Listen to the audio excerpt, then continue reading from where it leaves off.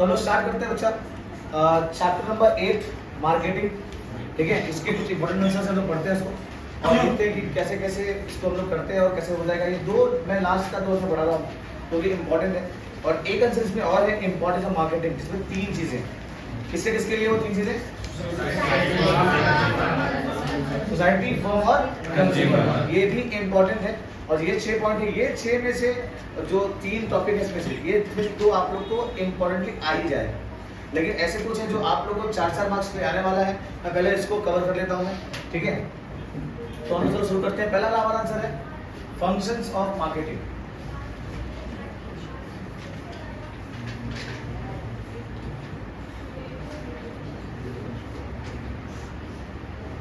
ठीक है, अच्छा मार्केटिंग क्या होता है? इन सिंपल लैंग्वेज में, अगर मैंने कोई माल बनाया है या मैं कोई काम कर रहा हूँ और वो चीज मुझे लोगों तक पहुंचाना है और मुझे मेरे माल को लोगों तक बेचना है, तो मेरा क्या हो गया, मार्केटिंग। ठीक है, तो हम लोग शुरू करते हैं। फंक्शनल मार्केटिंग 4 मार्क्स तक पढ़ने हैं और अगर हमारे थोड़े कर्म अच्छे रहे या हम लोग को इंपॉर्टेंस नहीं पूछा तो हम लोग को ये पूछ लेगा कितने मार्क्स के लिए, 8 मार्क्स के। लास्ट क्वेश्चन समझ में आ रहा है? तो चलो हम लोग शुरू करते हैं। पहला पॉइंट क्या बच्चा, मार्केट रिसर्च। मतलब हम लोग को पहले ये पता करना चाहिए कि जो चीज मैं मार्केट में बेचने वाला हूं, मैं उस चीज का कितना डिमांड है, उसका जरूरत है कि नहीं जरूरत है। अगर उसका जरूरत है तो आप अपने प्रोडक्ट को उस तरीके से प्लेस करो, बताओ हमारे प्रोडक्ट का इतना इतना वैल्यू है, इसका ये महत्व है, और आप देखो कि मार्केट में किस चीज का जरूरत है। अगर आपको बिजनेस करना है तो हमको ये देखना है कि उस प्रोडक्ट का जो नीड है मार्केट में इनसफिशिएंट है या पूरा नहीं हो रहा है, तो उस गैप को हम लोग भर सकते हैं और इसीलिए हमारा रिसर्च यहाँ पर क्या होगा, काम है। सेकंड पॉइंट क्या होगा बच्चा, बाइंग एंड असेंबली।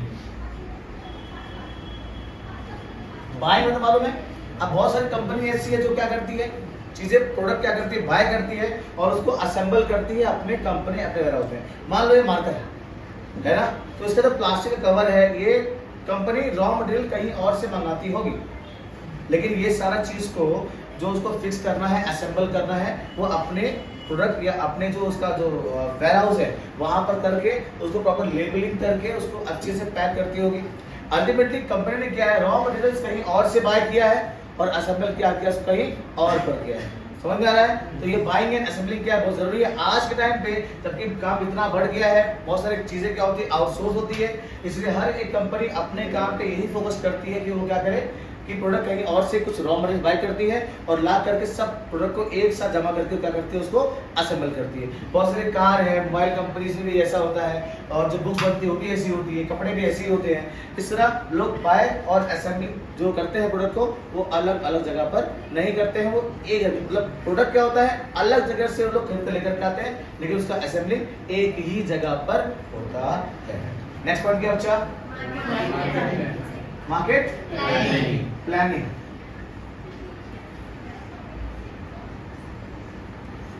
मुझे ना मार्केट में पेनिट्रेट करने का, ठीक है, जाना है मुझे यहाँ पे, तो मैं कल के दिन ऐसे दुकान खोल के बैठ जाऊंगा मैं नहीं, तो प्लान करना पड़ेगा भाई कि मैं क्या काम कर रहा हूँ, मैं इसके कौन कौन इसके ग्राहक होंगे, किसको किसको इस चीज का जरूरत है, वो सब मुझे प्रॉपर प्लानिंग करना पड़ेगा। उसको पेपर पे करना पड़ेगा, कॉन्टेक्स्ट डिटेल, लोग जान पहचान और अलग अलग तरीके से मुझे advertisement, promotion, mouth word publicity, ये सारे काम मुझे करने पड़ेंगे।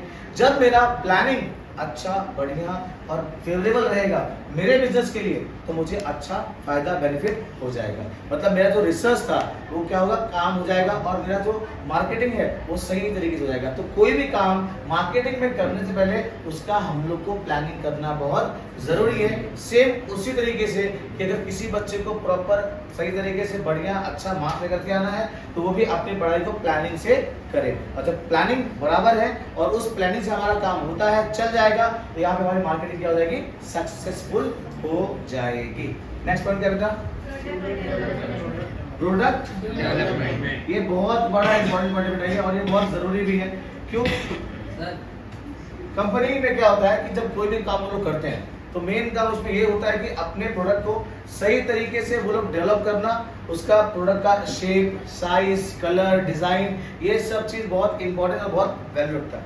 और कभी भी कोई प्रोडक्ट में जब आप डेवलपमेंट करोगे, चेंजेस करोगे, तो वो डेवलपमेंट, वो बदलाव दिख करके आना चाहिए। अगर वो दिख रहा नहीं है, अट्रैक्टिव नहीं है, बढ़िया नहीं है, पसंदीदा नहीं है, तो लोग आपके प्रोडक्ट को लेने वाले नहीं है। आप चेंज करो, वो चेंज कस्टमर के, लोगों के फेवर में होना चाहिए। फॉर एग्जांपल, बीच में एक पेप्सी कंपनी है, बहुत पहले एक सारी बात है, तो उसने एक कोल्ड ड्रिंक निकाला था, है ना, केरोसिन के कलर में था वो, घासलेट के कलर में था वो। तो लोगों ने क्या किया, पसंद नहीं किया उसको। उनको ये एक फीलिंग आया कि हम लोग क्या कर रहे हैं, घासलेट पी रहे हैं, इसलिए वो कुछ दिन चला, थोड़ा सा एडवर्टाइज किया, इसका ये किया, वो किया, लेकिन वो नहीं चला, बिकॉज आपने प्रोडक्ट को डेवलप तो कर दिया, लेकिन वो कंज्यूमर के फेवर में नहीं है। ठीक है, कुछ चलो ये हो गया। चलो नेक्स्ट पॉइंट क्या है, क्या है नेक्स्ट पॉइंट,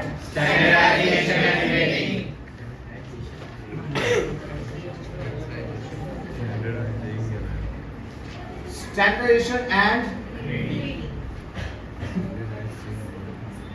जब आप मार्केट में कोई भी प्रोडक्ट बेचना चाहोगे तो उसका स्टैंडर्ड बढ़िया, अच्छे क्वालिटी का होना चाहिए कि नहीं होना चाहिए, होना चाहिए कि नहीं होना चाहिए। आप कोई भी प्रोडक्ट कंज्यूम करोगे, उसका ब्रांड, उसका पैकेजिंग, उसका कलर, डिजाइन, शेप, साइज सब बढ़िया होना चाहिए कि नहीं होना चाहिए, है ना। ग्रेडिंग क्या होता है, जब हम लोग प्रोडक्ट को क्या करते हैं, लोग छांटते हैं, उसको अलग अलग करते हैं depending upon the size and shape of the product. और जब हम लोग ग्रेडिंग करते हैं तो हमारे प्रोडक्ट का वैल्यू क्या होता है, बढ़ जाता है। फॉर एग्जाम्पल, सेम तो आपको पहले भी दिया था कि अगर एक पेड़ पे बहुत सारे आम हैं, तो आम के जो शेप होंगे, साइज होंगे, वो अलग अलग होंगे, है ना, है कि नहीं। कोई छोटा होगा, कोई बड़ा होगा, कोई पका हुआ, कोई कच्चा होगा, है कि नहीं। तो मैं क्या करूँ, छोटे वाले को अलग भाव बेचूंगा, उससे बड़े वाले को थोड़ा सा अलग भाव में, और सबसे बड़े वाले को अलग भाव में। हालांकि सब आया है एक ही जगह से, लेकिन इसको प्रॉपरली, उसको अच्छे से फ्रेश करके, इसको साफ करके, और उसका ग्रेडिंग, उसको अलग अलग छाट के, तो मुझे अच्छा खासा बेनिफिट इसमें हो सकता है। और हर एक कंपनी को ये चीज करना चाहिए, जो आपका अच्छा बढ़िया माल है उसको बढ़िया दाम पर बेचो। हम लोग उसको अच्छे दाम पर बेचेंगे तो हम लोग को और बेनिफिट और प्रॉफिट होने की क्या है, पॉसिबिलिटी है। और ये हर एक बिजनेसमैन करता है और करना भी चाहिए। आगे क्या बचा, क्या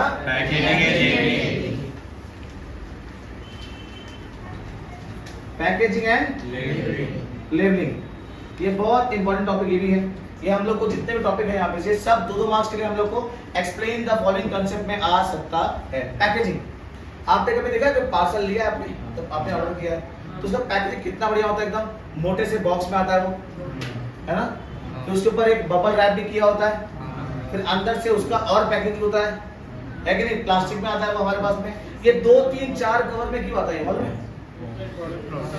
जो अंदर जो प्रोडक्ट है वो क्या रहना चाहिए, सेफ होना चाहिए। और जब मेरा प्रोडक्ट सेफ है, उसका पैकेजिंग बढ़िया है, तो एक ट्रस्ट, एक भरोसा क्या होता है, बिल्ड होता है। किसके ऊपर, कंज्यूमर का, किसके ऊपर, कंपनी के। और लेबलिंग भी उसी तरह जरूरी है, क्योंकि हम लोग जो प्रोडक्ट परचेज किए हैं, क्या है, कहाँ से बना, कब बना, क्या डिटेल है, कैसे यूज करने का है, कैसा उसका आफ्टर सेल सर्विस है, ये सब चीजें हमारे ध्यान में होना चाहिए।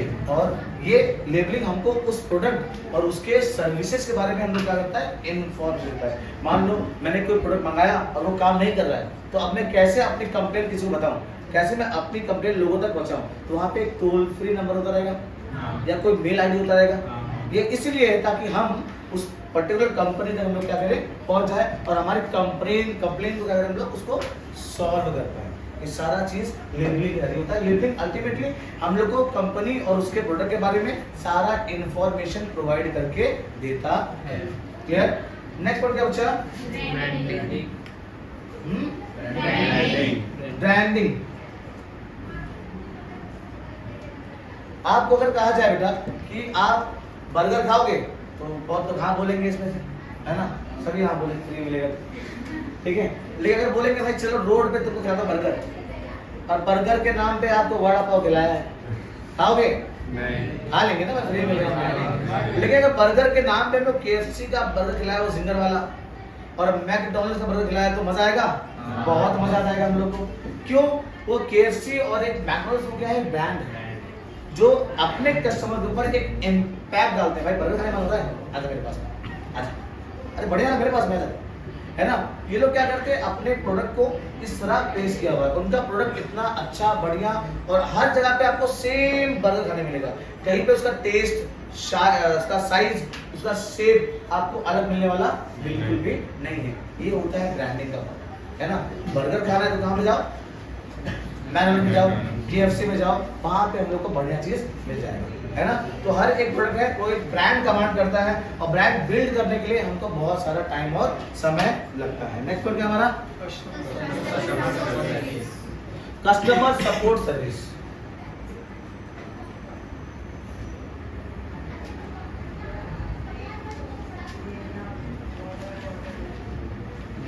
अब जैसे कि हम लोग मालूम है, customer is the king of the market, है ना, वो राजा है कि नहीं। लेकिन राजा के पीठ पीछे बहुत सारे काम होते कि नहीं होते, है कि नहीं। अब राजा को तकलीफ परेशानी नहीं आएगी क्या, जब राजा को तकलीफ परेशानी आएगी कहाँ जाएगा वो, कहाँ पे जाएगा वो, जहां से उसने क्या किया है, माल लिया है, प्रोडक्ट लिया है, वहां पे वो कंप्लेन करेगा। अब मान लो कंप्लेन किया और वहां पे कोई सुनने वाला नहीं है, तो ये कंपनी का नाम अच्छा होगा बुरा होगा, बुरा जाएगा। उसी तरह जब हम लोग कोई, मान लो मैंने मोबाइल परचेज किया है ना, तो उसको pre sale service, after sale service, इसका इंस्टॉलमेंट या इसका पेमेंट जो स्कीम वगैरह है या इसकी EMI है, ये सारा चीज कंपनी मेरे साथ मिलकर क्या करेगी, फैसला करेगी, डिसाइड करेगी, क्योंकि कस्टमर के लिए अच्छा है कि नहीं है, अच्छा है। मान लो कंपनी ने मुझे माल भेज दिया, उसके बाद मेरी कोई कंप्लेंट ले ही नहीं रही है, तो कंपनी को मैं किसी और को लेने के लिए सजेस्ट करने वाला हूँ क्या, नहीं, बिकॉज मेरा जो इंटरेक्शन था, जो मेरा जो एक्सपीरियंस था उस कंपनी के साथ में, वो क्या था, बेकार था, अच्छा नहीं था, तो मैं किसी और को सजेस्ट करने वाला बिल्कुल भी नहीं हूँ। क्लियर एकदम, ठीक है। ये 8 पॉइंट हमारा हो गया। अब बाकी बचे जो पॉइंट है वो भी हम लोग क्या करेंगे, एक्सपेंड करेंगे। अभी क्या बच गया, पॉइंट 9 वाला क्या है, प्राइसिंग ऑफ प्रोडक्ट, ठीक है। प्राइस बहुत मैटर करता है। जब भी हम कोई भी प्रोडक्ट मार्केट से परचेज करते हैं तो उसमें मेन जो चीज होता है वो क्या होता है, प्राइस। मान लो ये मार्कर मुझे मिल रहा है 30 रुपए का, मैं लूंगा उसको, है ना, नॉर्मल प्राइस है ना, ये सेम प्राइस में ऐसे हम लोग को मिलता है। लेकिन यही प्रोडक्ट, यही चीज हम लोग को अगर 300 में मिल रहा है, मैं लूंगा इसको, नहीं। हाँ, अगर ये बहुत स्कैर्स है, ये नहीं मिल रहा है, तो एक बार मैं सोच सकता हूँ लेने के लिए उसको, लेकिन ये अभी तो कुछ भी नहीं है ना। तो आप जब मार्केट में कोई भी प्रोडक्ट बना रहे हो तो आप ये देखो कि उसका प्राइस क्या रहे, अफोर्डेबल रहे, और हर एक इंसान उसको लेने क्या करे, कोशिश करे। जब आपका प्राइस बहुत ज्यादा हाई रहेगा तो उसको वही लोग ले पाएंगे जो बहुत क्या है, रिच है ना, जो लग्जरी आइटम लेना चाहते हैं। लेकिन आप उसको बहुत ही कम प्राइस, लोअर प्राइस और बहुत ही ज्यादा प्राइस या नीश प्राइस के बीच में आप रखोगे इसको, तो आपका प्रोडक्ट सब लेंगे।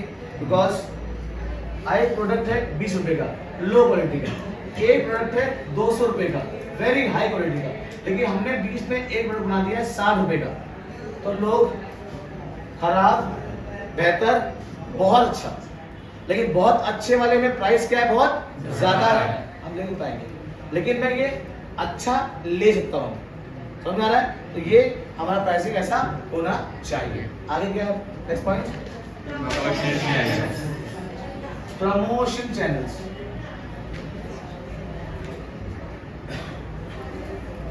ठीक है, अब प्रोडक्ट का प्रमोशन बहुत मैटर करता है। आप एडवर्टाइजिंग, प्रमोशन, सेल्स, फिर आप कोई ब्रांड एम्बेसडर, ये हम लोग को रखना पड़ता है। क्यों, जब तक हम प्रमोशन अपने प्रोडक्ट का नहीं करेंगे, लोगों से नहीं करवाएंगे, तो हम लोग को चीजें क्या होती है समझ में नहीं आती। जब कोई एक्टर, एक्ट्रेस, कोई सेलिब्रिटी, कोई स्पोर्ट्समैन उस प्रोडक्ट को मार्केट में स्पॉन्सर करता है, लेता है, देखता है, दिखाता है, यूज करता है, तो हमारे अंदर एक इच्छा पैदा होती है कि हमको क्या करना है, उसको लेना है। आपका प्रोडक्ट जब अच्छा है, बढ़िया, दमदार है, तो उसको क्या करो, लोगों तक अलग अलग तरीके से प्रमोशन करो और प्रोडक्ट को क्या करो, लोगों तक पहुंचाओ। नेक्स्ट पॉइंट क्या बच्चा, डिस्ट्रीब्यूशन।